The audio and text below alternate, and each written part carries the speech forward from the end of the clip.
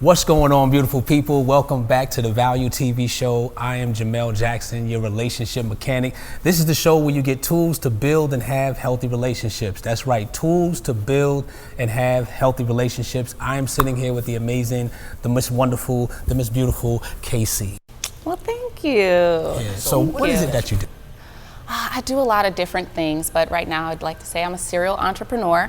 I'm also a writer, and I'm a speaker. So I do a lot of women's conferences and things with church and stuff like that. Okay.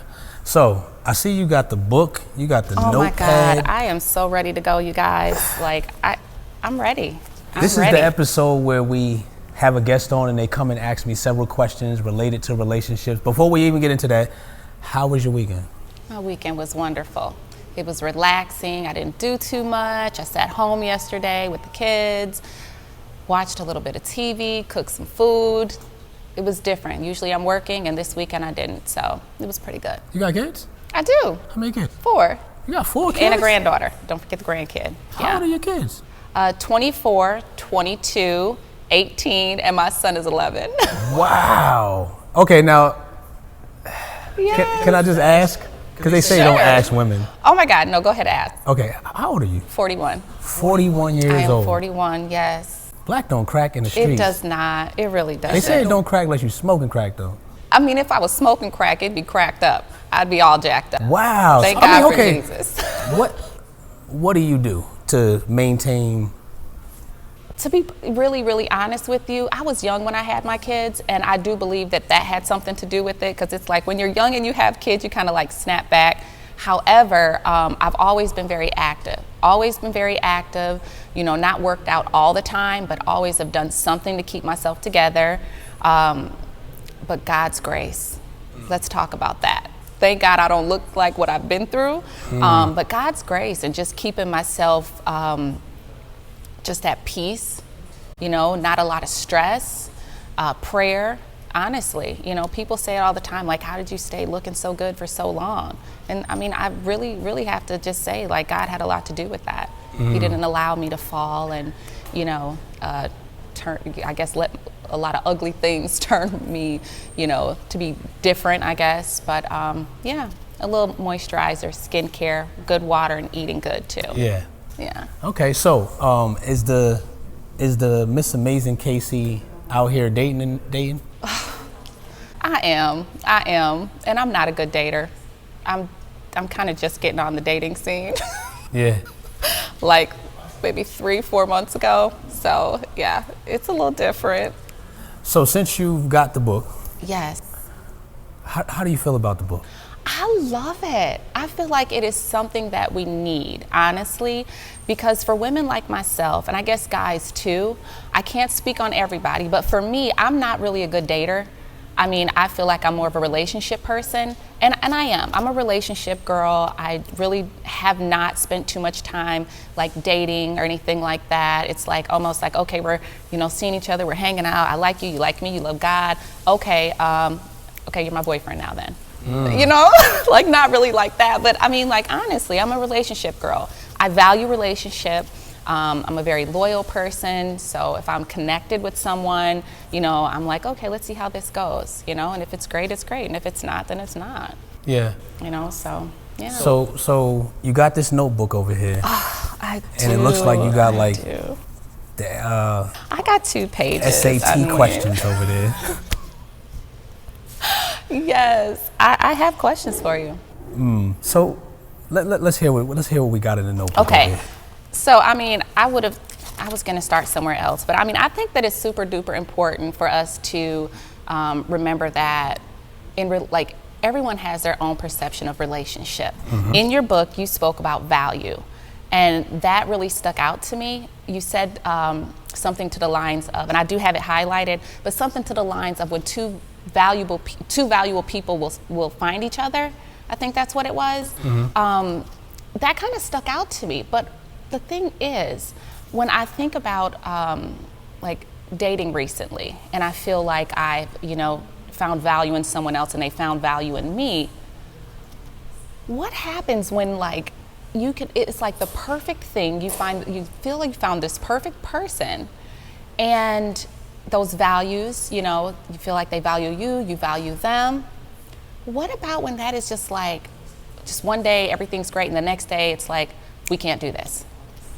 Like, I just don't, you know, I'm kind of confused as to, you know, how that happens when we speak about value, because I know that I value, you know, that person, and I thought that person valued me. However, what did stick out to me also in your book was a couple other things when we talk about value, but I'll let you answer that first question first, because I can go on and on.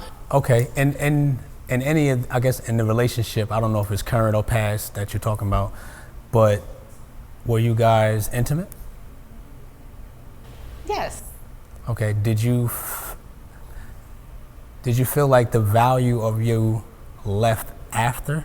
No, not right after, no. No, I mean, not like immediately after. No, but I like, know. I don't. So, go ahead. It was a very awkward situation, the way that, you know, things had ended up, because we're still friends. Okay. You know, we're still friends, but I just don't understand how you could be in a relationship with someone, because we ended up, you know, being in a relationship, not just dating, and everything seemed perfect, and then all of a sudden, out of nowhere, it's just like, you know what, we can't do this, because of his, you know, the person's own reasons. You know, I don't really want to talk about that. But Give me one of the reasons why this gentleman said, all right, you know what, we can't be together anymore. Well, basically, it was almost like I didn't fit into his life. So he didn't value you. And now you don't fit into his life. But he's gotten so much from you. Absolutely, absolutely. And I got so much from him. Well, let me ask you this. Say. Why do you still want to be friends with somebody who doesn't value you to that level? To be perfectly honest with you, after reading the first couple pages of your book, and after reading what you wrote here, and I've continuously been reading that, and you said, remember that you're valuable. And I've been reading that for the last couple of days, and things I have to say, and I've been prayerful, and things have changed. And it's,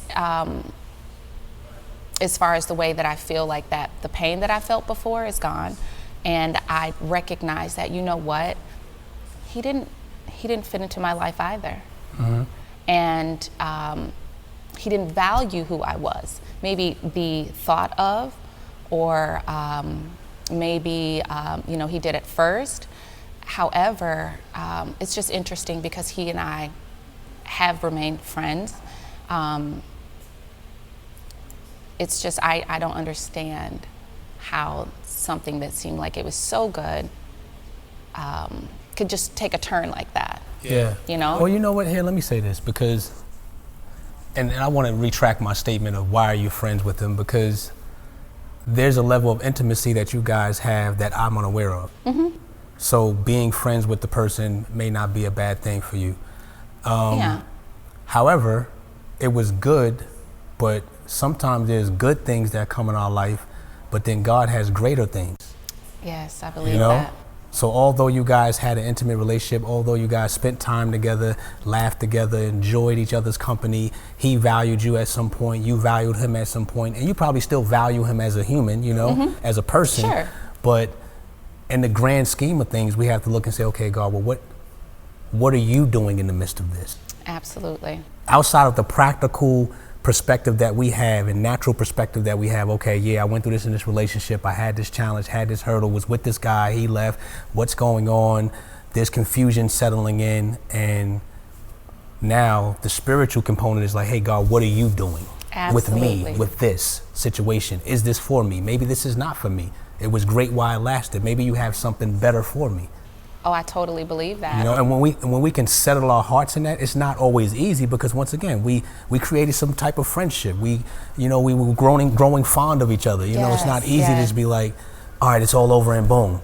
Right. But over a course of time, as we begin to settle our hearts, you know, in that peace that God, okay, you're doing something in me, let alone the other person. Definitely. Because sometimes we can focus on the other person so much, like why is he like this? Why is she like this? And why did he go? And why is he not valuing me? And why he just cut it off? Instead, it's like, okay, God, what are you trying to do in me? Absolutely. Absolutely. Because I know what happened, but what are you doing in me? Why don't you want me there? Instead of why are we not together? Right. You know? Right. Why didn't you want me there? Because I'm not there now. Yeah. So there has to be something else that you have in store for me. It may be this person, or it may not be this person.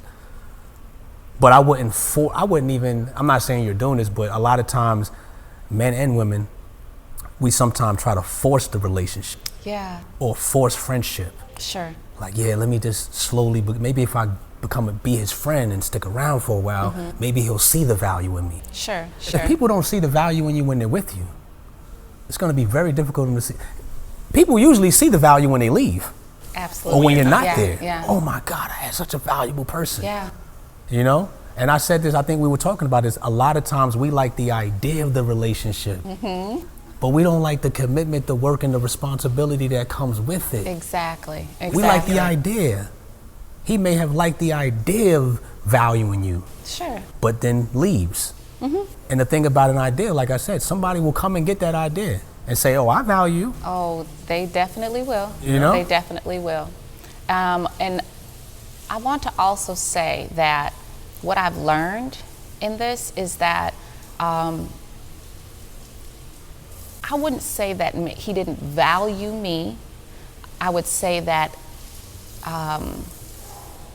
let me get this right. I wouldn't say that he didn't value me, because he did pour into me in some really great ways.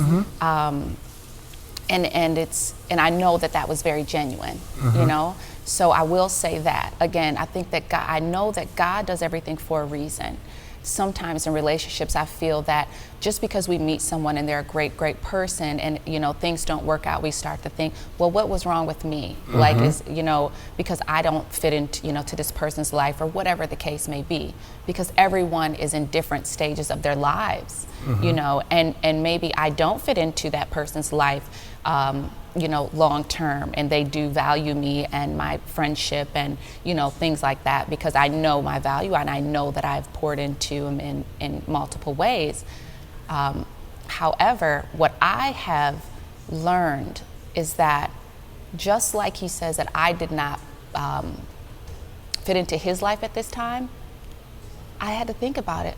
Does he fit into mine? And at this point in time, not in a relationship way. Yeah. Maybe a friendship way, but not in a relationship way. I had to think about that, because I was so busy thinking about why is this not, because I really, honest to God, I really thought like, okay, this is it. We had really gone to a point in our relationship where I'm like, this is it, this is beautiful, this is God sent. And not to say that it wasn't God sent, it was just that maybe, I went before God when I should have held back, right? So I won't say it was a bad thing, because it really wasn't, and I do still value his friendship very, very much. But I think that if I would have stayed in the painful part, then I wouldn't be able to realize what God did through that season of my life, which was a very short season. But for me, the things that I did get from him were valuable to me, and they really, really have been able to take me to the next level in a lot of different ways. Yeah. So I won't devalue that at all. Never. However, it still is kind of confusing to me as to why, but I can't question God. I'll say that. There you go. And I would add this as we continue is, God is not the author of confusion. Absolutely. So when you keep saying that word that I'm confused, that's just a for sure answer to yourself that God is not the author of confusion. So therefore, if you continue to feel confused, then you know that it's not of him. Absolutely. So you have a peace to move forward. Even though it's not easy, you still have that peace to move forward and that comfort to say, you know what? I'm trusting you, God. Absolutely. You're not the author of confusion. Absolutely. And since things seem confusing, I'm going to stand back and be still. Absolutely. And I have done that. I have done that. And to your point you made just a couple moments ago, you said that sometimes God moves a good thing out of the way so a greater thing can come into play, or a godly thing can come into play. And I really, really do believe that. I really honestly do believe that. And so that is also something that has kept me, just very grounded and still hopeful, and in the fact that I will have, a relationship of value and a godly relationship with, someone in the future. Oh, what's gonna happen? Especially since you got these I got my SAT tools. questions over here. Okay. Yeah, I've got some more. Oh, questions. boy. Did you get friends and family questions? You know what? I thought about it, but it's like, I sat with a friend last night, Nikisha, she's from DC, and she came down and we sat around the table last night and we kind of went over questions, and she shared with me some things that she wanted me to ask you. So I have that down too. And one of the questions is, do you believe, and I know what I believe, but do you believe that the Lord chooses our spouse, or is it somewhat of free will for us? Do I believe that the Lord chooses your spouse, or is it somewhat of a free will? I believe we have free will. Mm-hmm.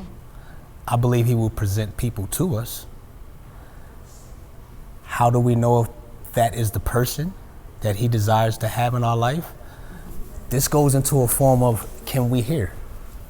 That's good Can stuff. we hear from God? And once again, He speaks in many different shapes, forms, and fashions. He speaks to everybody differently, and let me say this, because oftentimes we would pray, and God, this is something that He did with me. Oftentimes we would pray for God to bless us with something or someone. Okay. But I want to start with something. God, I want this house, or I want this car. We're out and about doing what we're doing. Maybe somebody blesses us and say, hey, I want to give you this car. It's just laid on my heart to give you this. And you're like, oh my God, I was praying to God for this right here. Thank you very much. You take the keys, you get inside the car, start the engine, and you pull off, and you're driving through the sunset, or you're driving through the rain, but let's use sunset. You're driving through the sunset, you got the roof down, and you're like, oh my God, God answered my prayers, I got it. Right? Yes. You heard. I heard. So you praying about the person. Right. And God brings this man across your path. Yes. And he's talking and he's saying the right things, and you're like, God tells you, or He speaks to you some way. Everybody, like I said, He speaks differently. Yeah. He tells, this is the man, right? Yeah. Now this is for people that say they heard. Right. I'm not saying that you heard, and then you heard this is the man. You went, you prayed, you fasted, you did whatever you needed to do. And talk to your counsel. This is the man. This is him. We don't receive this person as fast as we receive the car. Right. Fear kicks in, and we go, I don't know. Yeah. I don't know if this. Now this is going back to the question of free will. You have a choice now. Right. If you say you heard, once Right. again, however you heard. Right. It might have been audible, you might have been reading, you might have had a dream, a revelation, something. And now that you know, it becomes a choice, because God's not going to force you and say, He's going to lead and guide. Right.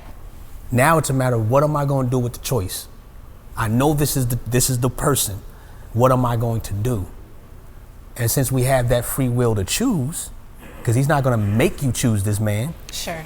He's not going to force you. God's not manipulation. He's not going to do that. Right. But you have a choice, free will, choose or not choose. And it's not going to be bad if you don't choose. But if you know, now it's a matter of choosing. And sometimes when we get to that point, it's the fear of the unknown. Because think about it, like the vehicle, it's complete. Right. I get into the car, start it, and I go and I drive into the sunset. Yeah. With this person, they're incomplete before me. But we're always going to be incomplete because it's the unknown, but we're going to be evolving forever. But we're hesitant and we're fearful because we're like, man, I don't know. But if you just heard, though, and this is for people that, talk the language of hearing from God. Sure. I heard it. What are you going to do with what you heard? Because when you choose, now it becomes, the Spirit is leading you into the unknown. Right. You're going where I never went before.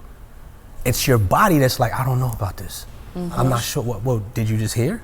And it's okay because sometimes we're kind of like, oh, I don't know. But if you're for sure that you heard, because it's a risk, and this is faith. Yeah. I don't know, but I trust, and I'm going to go. And trust that the Spirit's going to lead me. And God, you're not going to lead me into confusion. Jesus. Now here's the thing. Somebody may be watching and listening and say, well, people put on good stunts and good masks, which is true. Right, right.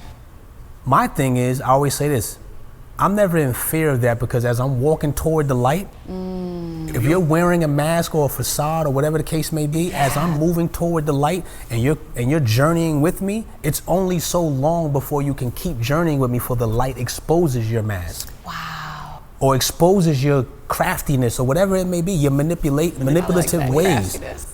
So I don't sit there and go, oh my God, what if this person's like this a year from now or 6 months from now or this time? No, I'm gonna keep moving toward the light, and whatever you're doing will be exposed. Okay. And so the unknown is what grips us a lot, because we grab the car or the home. But if it's the person, we go, I don't know. Right, right. We're so unsure.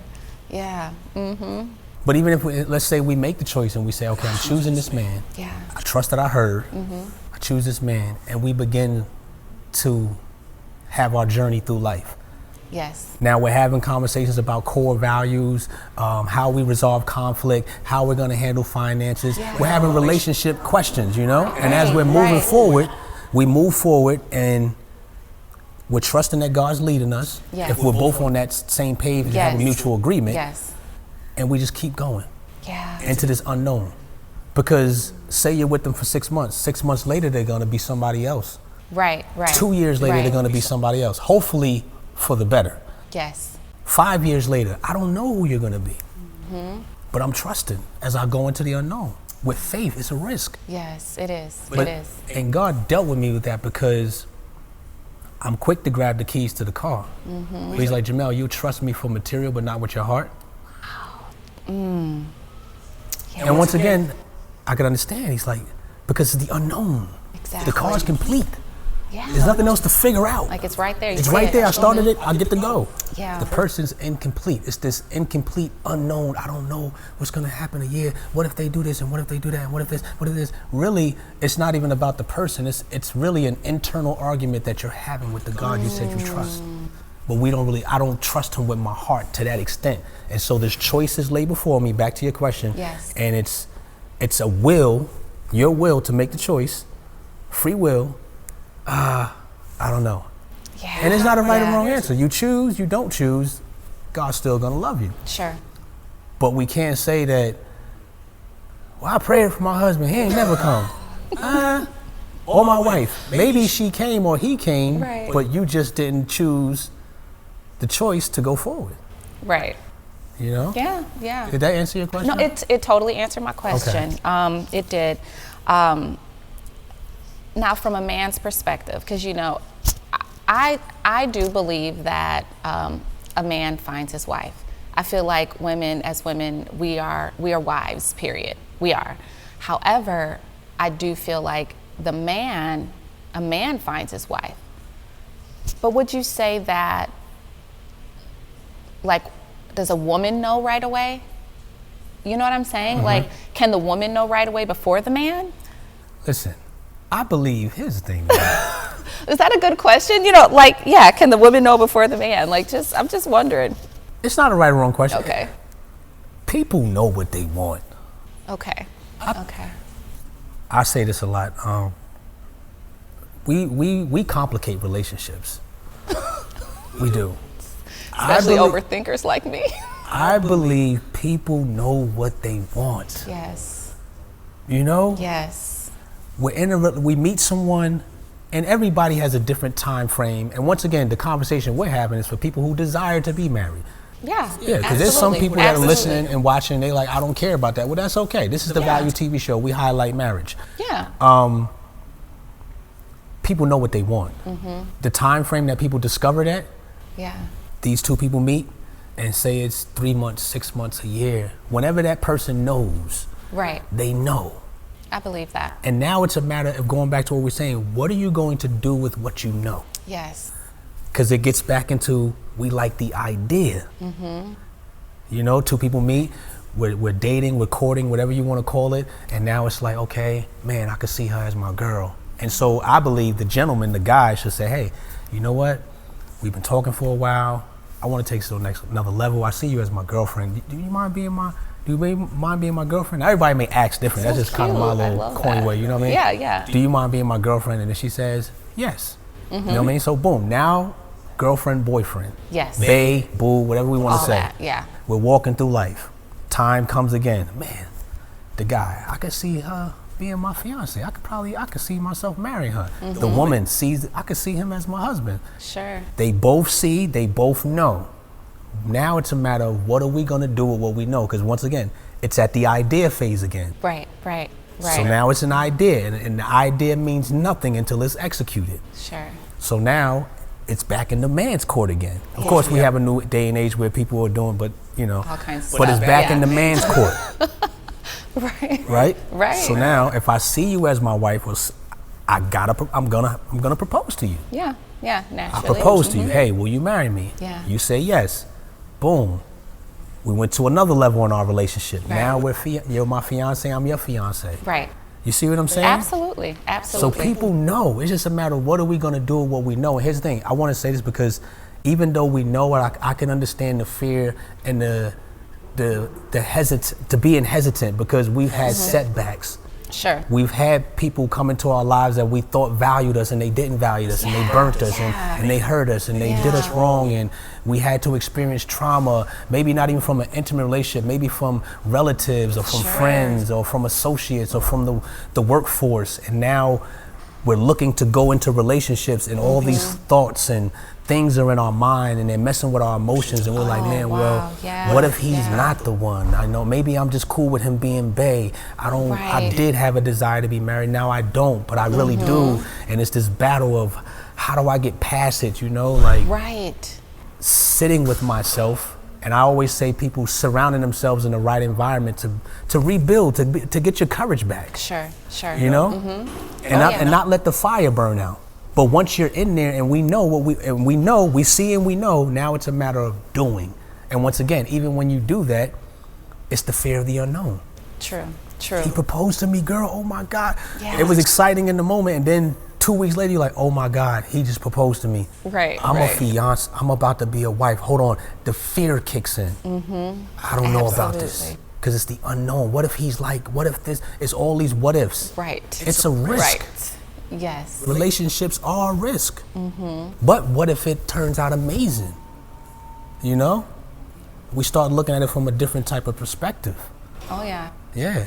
You know, and to your point, it's like you said, it's when fear kicks in, or if something traumatic has happened to you in past relationships, or, you know, whatever that, you know, as a child or whatever, because it can affect the way that we deal in relationships and things like that. So for myself, I noticed maybe about a year ago, I said, you know what, I've had, you know, a couple rocky relationships. I still, you know, I still desired to be married.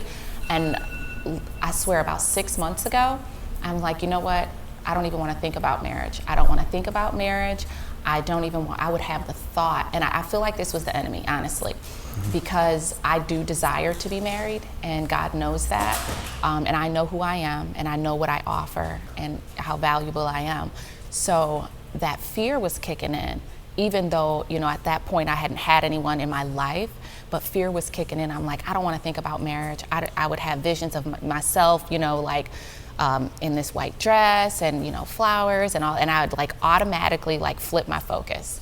I'd like, absolutely not, I'm not doing that again, you know? And I started to pray to God about that, because I'm like, you know what, God, I used to want to be married. I used to want to share my life with someone. And now lately I'm just like, I don't want that. Like, I won't even, you know, entertain the thought of it, you know, and I had to pray to God about that, because I'm like, I know that's not right. I'm like, that's got to be like a trick of the enemy, because I was thinking like, a husband is not going to find me. Like, the people are full of mess, you know, like guys they always got something going on. You can think they're, you know, it could be like the most amazing thing on God's green earth, and then presto, they're like Satan himself. You know, like all these thoughts were coming in my head, and I'm like, God, that can't be, like, that just can't be real. I have to get these thoughts of me not wanting to be married again, or this fear. And that's what it was. It was the fear of getting into another relationship, desiring marriage, getting into a relationship that seems you know, like it could work kind of thing. And then everything's great and wonderful. And then all of a sudden, either, you know, I get hurt or I'm you know, disappointed, you know, or that kind of thing. So that stuff started to settle in, and I'm like, yeah, I'm not getting married again. But after prayer, and honestly, after talking to God about that, I'm like, no, God, I do desire to be married. I do desire a godly man, though, not just anybody. You know, I'm not like praying like, oh Lord, send me whoever. You know what I'm saying? It's not like that. I know that my husband has got to be a man of God, a mighty man of God, like mighty. And so it's been kind of rough lately because you know, I was entertaining someone and whom I thought fit that profile. And again, not a bad thing, but we are not on that same level anymore. And now I'm kind of like, okay, well, what now, Lord? You know, what? Not saying, okay, where is he or anything, but like, what now? When you say, I want a mighty man of God, Yes. what does that look like to you? So it looks like not perfection now, okay, because nobody's perfect, and I know that. However, a mighty man of God is a man that goes before God for everything, you know, in prayer, someone that believes, you know, that, you know, God is the way, the truth, and the light. Not saying perfect, but someone who is really, really striving to be a godly person, someone that believes that he has purpose, that knows his purpose, that knows what it means to be a husband, a godly husband. And it doesn't mean perfect, because I don't want anybody to think that you have to be a perfect person, you know, but someone who is willing to take that journey in life with a wife who also is a godly woman, and incorporate God in the middle of that. You know, I don't want a man that's going to be scared of my anointing. You know, I don't want, because I am anointed. You know, I don't want a man that's scared of my calling or my purpose. You know, I want him to also recognize his purpose first, you know, and be able to kind of uphold me, you know, hold me accountable, you know, just strength, you know, give me strength when I'm weak, you know, kind of my wings so I can fly kind of thing, you know, someone that is on the same path that I'm on, and that's not scared. I don't want a scary man, and scary meaning like, you know, scared to do what it is that God has called him to do. Scared to, you know, some men are intimidated by a woman that knows her purpose, or, you know, that looks good, that, you know, is becoming successful, and that, you know, can pray, you know, like they can take care of her man, her children, her home. You know what I'm saying? Like, some men are really intimidated by that. And I just know that my husband, the man that God has called for me, he can't be that man. He can't be scary in the spirit or in life. So are you willing to wait for this man? I don't have a choice. I mean, I didn't try a couple of them out, you know, but obviously they, you know, didn't fit the profile. And yeah, I am willing to wait for him. Okay. I am. Okay. It's not fun, but, you know, so I can't date, or it's like that's part of the wait too, right? I can still date. And I'm not saying that. What's the next question? Oh, because I think it's okay. I don't know. No, nothing wrong with dating. Okay. So the next question,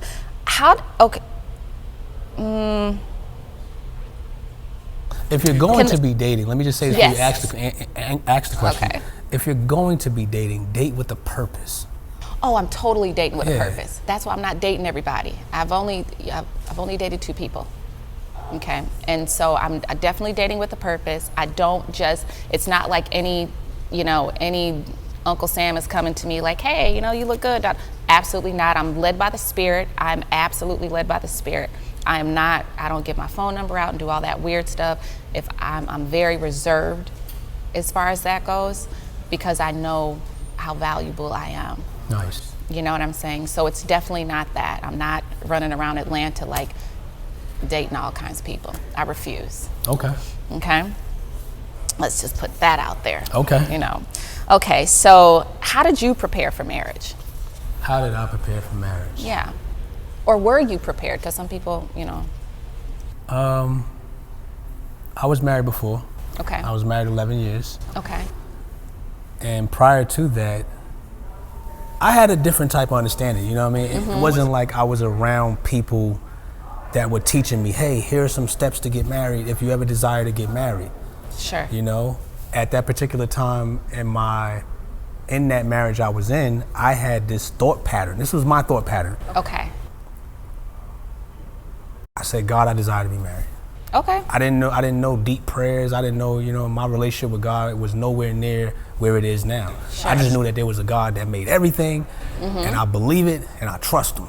Yes. Yes. Got me out of some sticky situations. Mama prayed. Mama taught me these verses. Daddy told me a little bit. This was my mindset then. Yeah. Wasn't really a deep, intimate relationship.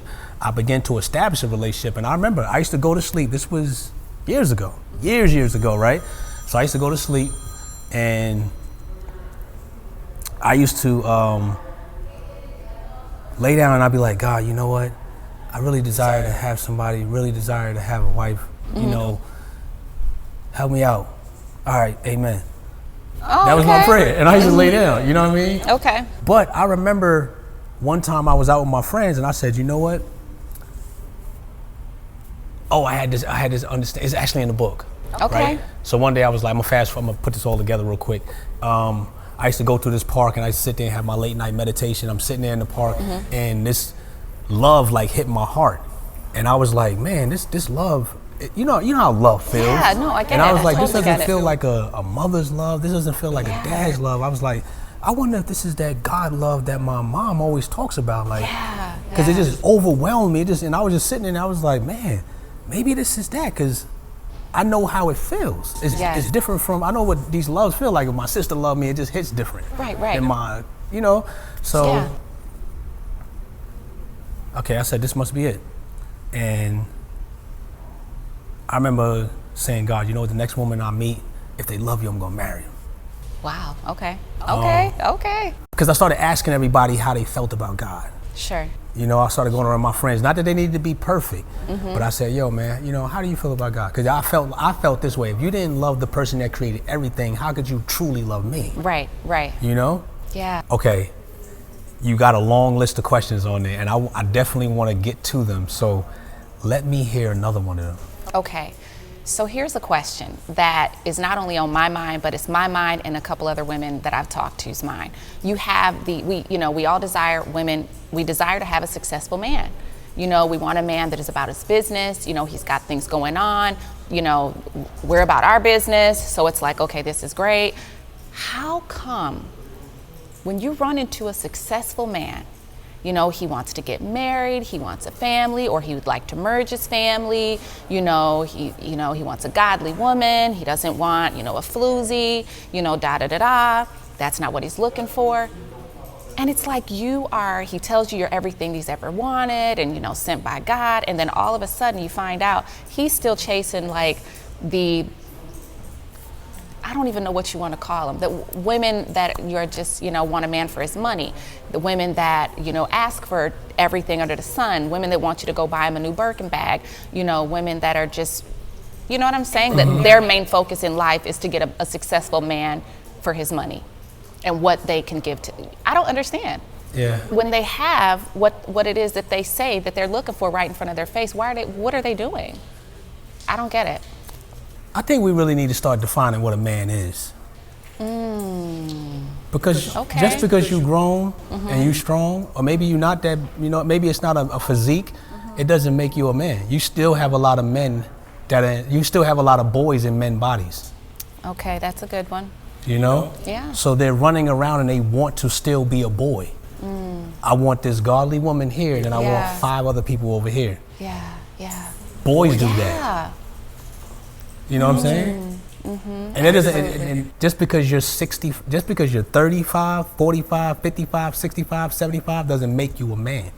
Right. You can still be a boy in a man's body. Right. Trying to develop your mindset of what do you want. Sure. You know what I'm saying? Yeah. So I think a lot of women like yourself or other women, they're running into boys in men's bodies that really don't know what they want. Successful grown boys. Successful grown boys. I feel the guys are coming for me. I'm ready for the smoke. Let's go. What's the next question? Okay, so with that being said, now I'll say this: there's also guys out there that are like, okay, yeah, I want a godly woman, but I don't want her too godly, or I want a godly woman. Like, what is it? That thing that they used to say, I want a freak in the sheets and a lady in the streets, or something like that. A freak in the right? sheets and a lady in public. In the streets, yeah, that kind of thing, right? Whatever. Okay, so say a man has like a beautiful woman, a godly woman, he has all that. He has all that, right, in one woman. She's not too heavenly that she's no earthly good, and she's not too earthly good that she's no heavenly good. That kind of thing, right? You have that, but then you're still like, it's almost like this is what you have. The guys, I prayed about this, da da da da, whatever. However, they just will not commit. They just won't commit. Mm-hmm. They just cannot find it in themselves to commit. And so then they revert from this woman who, they say is absolutely amazing, right? They revert from her back to these just whomever. Just dating for fun kind of thing, or you know what I'm saying? Yeah. Women that do not fit that description at all. Like, is it a thing? I'm almost wondering, is it something wrong with these guys? What is the problem? Let me say this, and even when I just said the boys in men's bodies, a lot of men don't have other men. And even young boys don't have men to show them and direct them and give them guidance and to allow them to see an example of what a man is. Sure. Does that make it okay for them to treat women however they deem to treat them? No. Mm-hmm. But this is the mentality and the character that we have in our society these days. Sure. Our society is, and our culture is flawed to the extreme. Yeah. So I understand for men and women, but specifically talking about women, it can be hard to find someone that's walking the straight and narrow. Once again, like you said, not perfect, but is ready for that level of commitment. Yeah. Because most of us, we like the idea. But when that commitment, that would work, and that responsibility has to kick in, then it's like, okay, hold on a second. The other person I had on the side didn't need all that responsibility and work. And it didn't require commitment. Wow. I'm committed to you, but not to that level. Yeah. Think about it.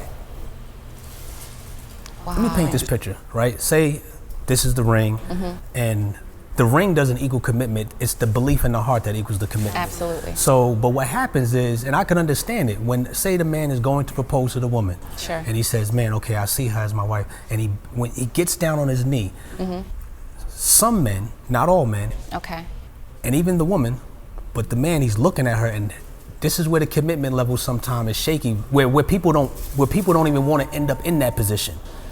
Where they don't want to bend down on the knee because they're thinking, this is it. For the rest of my life. Yes. This is it.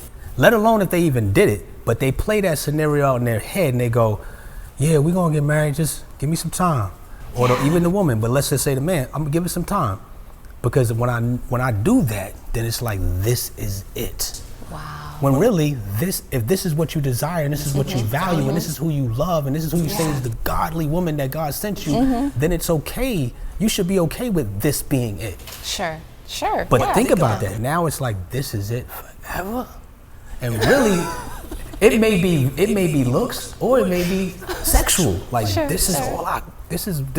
This is forever. So therefore, that level of commitment is on reserve. Or that responsibility is on reserve. So it's like, I'm gonna be committed, but just not like that yet. Because once I lock in, and not to say even if somebody locks in that they still won't do that.